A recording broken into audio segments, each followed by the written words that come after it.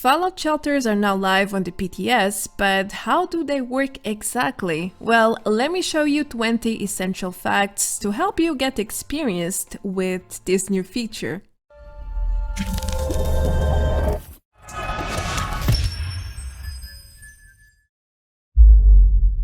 Hello everyone, welcome back to another Fallout 76 video. Today I am going over the Fallout shelters live on the PTS right now. First of all, keep in mind this is a brand new feature and a lot could change until its release, which is happening in a couple of months from now. However, besides bug fixes and improvements, I don't think Bethesda will drastically change the shelter structure and even the rules. Still, changes are most likely going to happen one way or the other. I think it's obvious this video is filled with spoilers, so watch at your own risk. Now, I spent the entire weekend building, testing and taking notes, and I have plenty of Fallout shelter tips to share with you. But I will go way beyond the basics, so if you are familiar with it already, expect to learn a thing or two along the way. Alright, let's dive into the details. I have seen a lot of rumors and speculation about how big the new Fallout shelters are. As you may or may not remember, Bethesda said they wanted to increase the C.A.M.P budget in previous game events this year, and now we are getting a lot of extra building space with the shelters. But what's the exact budget? According to the head data miner Xera, each shelter has 700 budget. Now, what does that mean? Well, to give you a solid comparison ground, camps have 500 budget and workshops have 1000 budget, so shelters are between the two of them. Anyway, there is also some confusion about shelters having a shared budget, which is not true. Each shelter has its own individual budget, which is again 700. So for those who can't do math, 700 budget multiplied by 3, which is the maximum amount of shelters you can have right now, equals 2100 budget. Well, considering we only had a maximum of 500 budget per camp until this point, that's over 4 times more building space than before. Well, that's really a lot. Bethesda wasn't kidding when they said they would increase the camp budget, huh? If you tried the shelters already or watched someone who did, you surely know you need to build a door to access the respective shelter. There are 3 different doors which unlock the respective shelters. There are also 3 different door styles, but it's not one for each shelter as you might think. For example, the utility room only has one entrance type, which looks like a basement door. The other 2, the lobby and the atrium, have 2 types of entrances.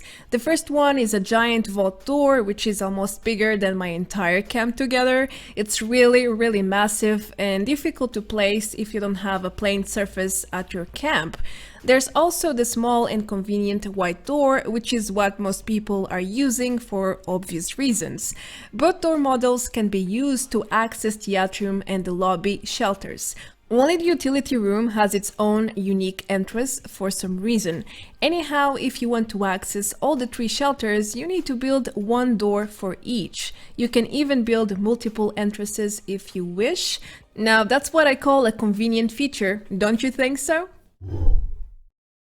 Okay, so on the public test server, the 3 initial shelters are automatically unlocked for testing purposes. But when the Fallout shelters go live in the official servers, they won't be just unlocked for free and without any tasks. Nope, that's not how it's going to work.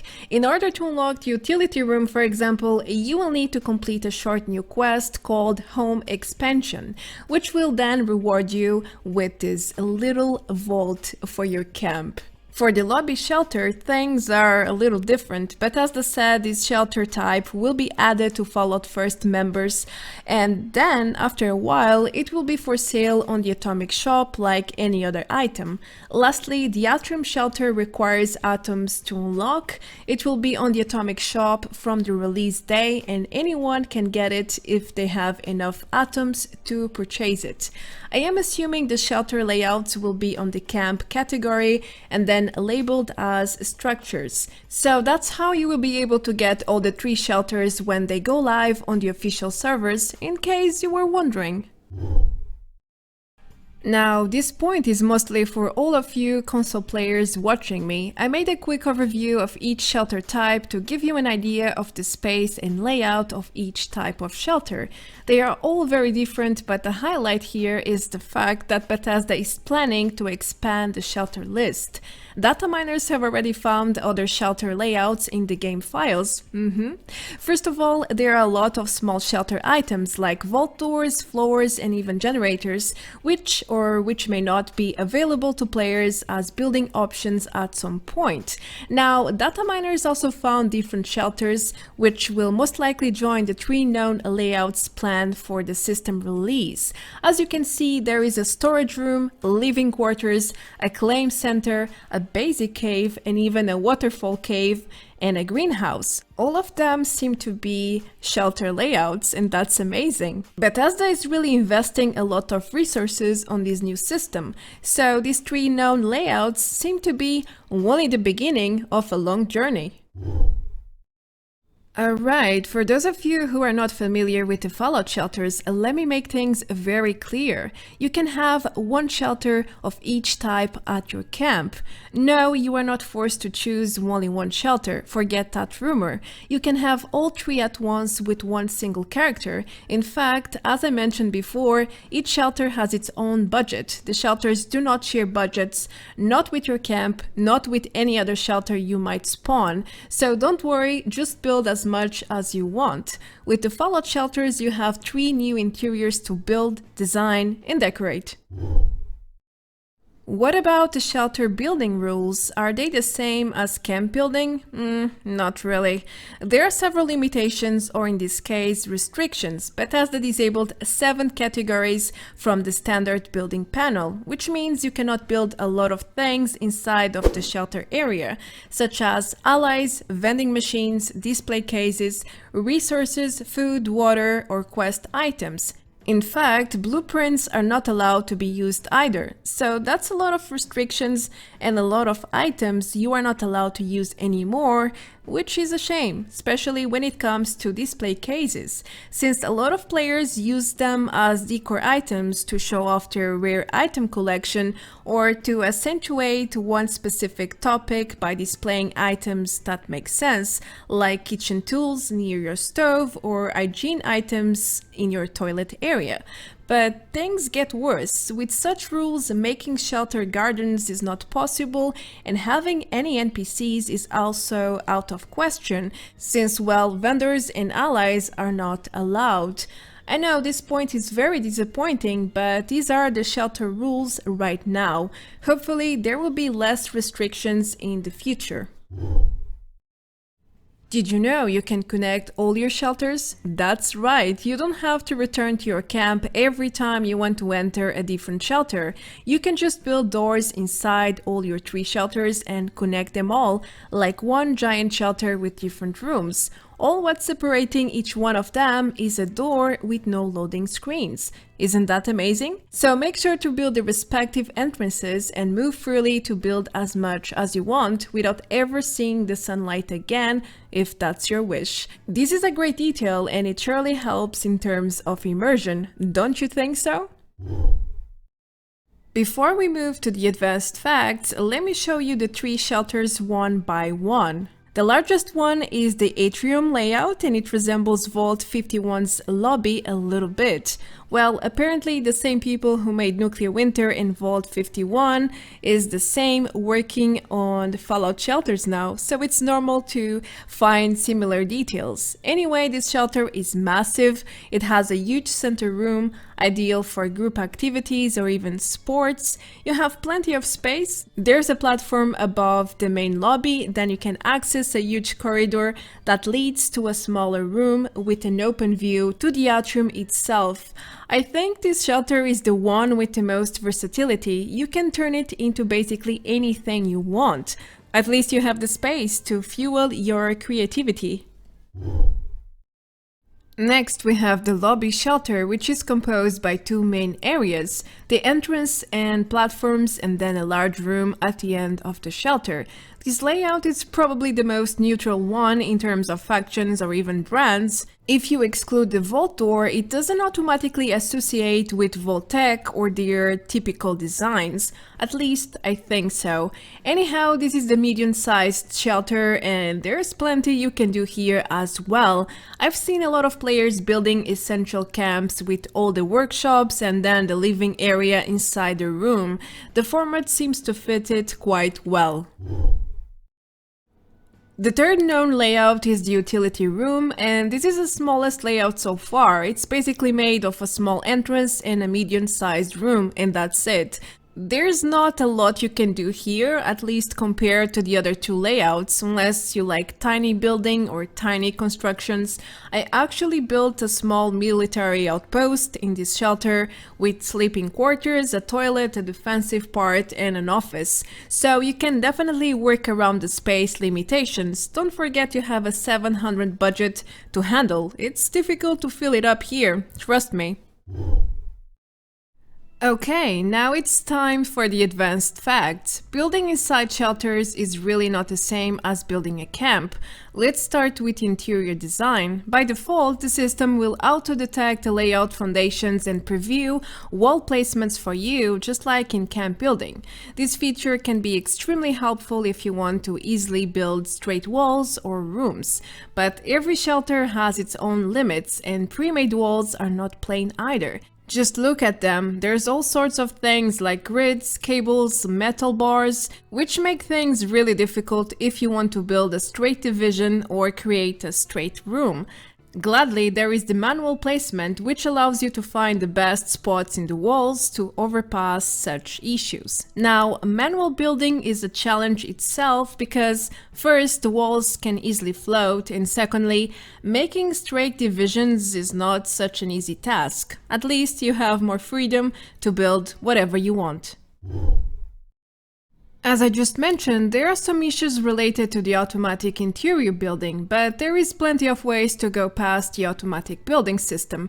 Manually placing walls will ensure you can better customize your shelters. You can create realistic divisions close to the pre-made walls and other structures. You can bypass the default obstacles on them, and you can even go past floor or room limits, which block the automatic system from building where you want. So I highly advise you guys to use the manual options if you want your shelter to look like just the way you want it to be. Shelter flooring is a complicated topic. By default, you are not allowed to replace any floors inside shelters. However, you are able to build new floors on top of the existing ones. I know what you are thinking, a floor on top of another floor is weird. Yep, it is, but at least you are able to change it that way. Now, there is a huge issue for building new floors. Due to the room limits, you are not allowed to place floors at the very edges of each room. You need to find these edges to start building a floor as close as you can to the limit for a straight line flooring, or you can go for a diagonal approach. If you build floors diagonally, you can bypass these limits if there is enough place to, well, put the floor. But there is a problem with this approach. There will be gaps left, which you can, well, fill up with some wooden floors, the small ones, or you can just build walls accordingly to the floor to hide these gaps. I know, it's definitely not the ideal solution here, but it's a functional one and it can work for you, maybe. Surprise, surprise! Who would tell that you need to build generators to power up any new electronics or lights you build? I mean, all the shelters come with their own power supply. The layouts have lots of lights, which by the way are quite strong, especially in the Atrium, but despite the existing power, you need more to fuel whatever else you might end up building, which is a shame because it's a lot of cables and connectors here and there, plus the generator doesn't look good inside an interior like this. In other words, you need to build a lot of extra visual pollution to get your shelter running. Oh well, it is what it is, I guess. Another disappointing part of shelters is the power connectors. As I just said, you need generators to power up your electronics. Now, since there are pre-made rooms with doors and no windows at all, there is no other way to pass cables through without being through the door. I think we can all agree that connectors and cables going through doors is not the most visual appealing design for any interior, but here we are. I don't think Bethesda thought about this very deeply, so who knows? Maybe in the future we will get some new shelter items to make power connectors more discreet, or even better, maybe we will be able to use the shelter's power source. Well, for now, all we can do is wait and see what happens next. One of the strangest things I discovered while testing is the fact that shelter building has no spatial limitations. What I mean is that basically every item can be built in the air. You can make all your items float like magic is keeping them in suspense. It's weird and it doesn't make a lot of sense at first. Well, at least you were able to build some interesting puzzles or jumping challenges.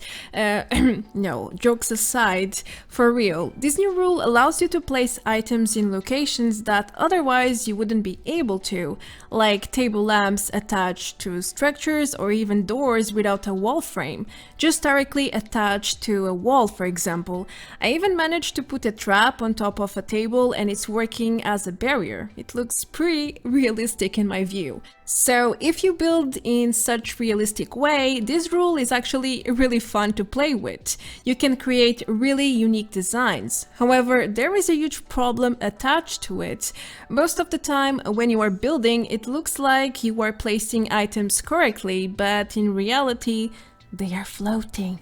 This is really noticeable on wall decor. From the front view, it looks like you are attaching items close to the wall with hardly any gap between them. But if you look from the sides, nope, they are floating. This happened to me with all my wall lights, for example, and I ended up losing lots of time having to replace and fix them. Moreover, it's not uncommon to find floating items on the floor as well, even when you are trying to make them right, so keep that in mind when you build. Just a word of advice. Oh, and you are not able to fill up furniture yet. It's still not allowed, as you can see. I did test it out though. Something else you should know while building inside shelters is the fact that the floor limits will taint basically any floor decor item you place on top of them. In the Atrium, for example, there is this yellow and black line on the floor.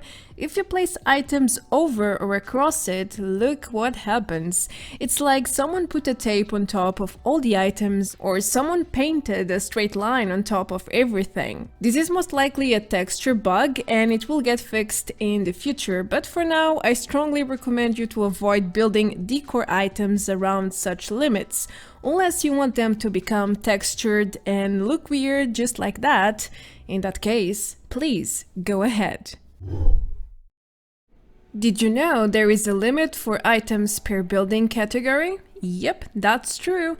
I found it the hard way while building myself. I decided to build an arena in my Atrium shelter, and as obvious, it needs a lot of light. It's a white place. Then I built the audience areas as well, so I ended up with some dozens of lights. Eventually, the system blocked me from building any more lights in the entire shelter, and I didn't even cover the other rooms. Yeah, so that's another limitation that is not very clear from Bethesda's part. Now, this means you can only build X amount of items per category, so watch out about your item distribution. You don't want to end up like me with 40 lights in one room and then none in the others. It's a hassle to be forced into removing items and then rethinking the structure and the item placement, all because you weren't aware of such rule. What about player rules? Yes, I wondered that myself too, that's why I went out of my way to test. First of all, there doesn't seem to be any limits for player visitors. I asked around and data miners can't really find any rule for this. So far, the maximum I saw were 4 players visiting one shelter at once. Moving on, PvP is allowed inside of shelters, just like the open world. There is no difference there. You even get a notice when you first enter a shelter without pacifist mode enabled. As you can see, you can fight and even kill other players inside shelters. Lastly, what happens if you are inside a shelter and the owner leaves the server? Well, there are rumors you will fall inside the map and die, like it happens with camps built inside the map. But the rumors are wrong. I mean, there might be a bug that allows that to happen, but the normal rule here is the following one. If the shelter owner leaves the server, disconnects or something alike, and you remain inside the shelter, you will be sent into a loading screen and then it spawns you at the closest marked location in the map. So don't worry about dying, it's probably not going to happen. As the last point, I have a trick that a lot of people seem to miss for some reason. When you enter any shelter, you probably noticed a colorful panel near the entrance, right? Well, that panel is not just for decoration as most pre-made things inside the shelter. It's actually an interactive panel with building options. One of them allows you to reset the entire shelter in just 2 clicks. Yes, everything you have built can be wiped out in a second. So if you are unhappy with your design, don't worry, you don't have to delete item by item and take forever to get a clean space again. You can just reset the shelter through this panel and start building again. It's as easy as that. Now, that's what I call a really useful feature. I bet you didn't know about that one, huh? Alright, these are all the essential things you should know about the fallout shelters for now. Most things I covered here came from testing myself, so there might be some minor facts I missed here and there. After all, the shelters went live a few days ago, it's brand new. Remember, nothing is written on stone yet, things could change until the feature releases. Expect improvements and bug fixes along the way, and well, that's it for this one. I hope you enjoyed this overview, and of course, I hope you could learn something new. I am Marta Branco, thank you so much for your support. Feel free to leave a like and subscribe to help me grow, and you can always go one step further by checking the links below the video. That's everything for now. I will see you all very soon in the next one. Until then, take care, adeus, bye bye!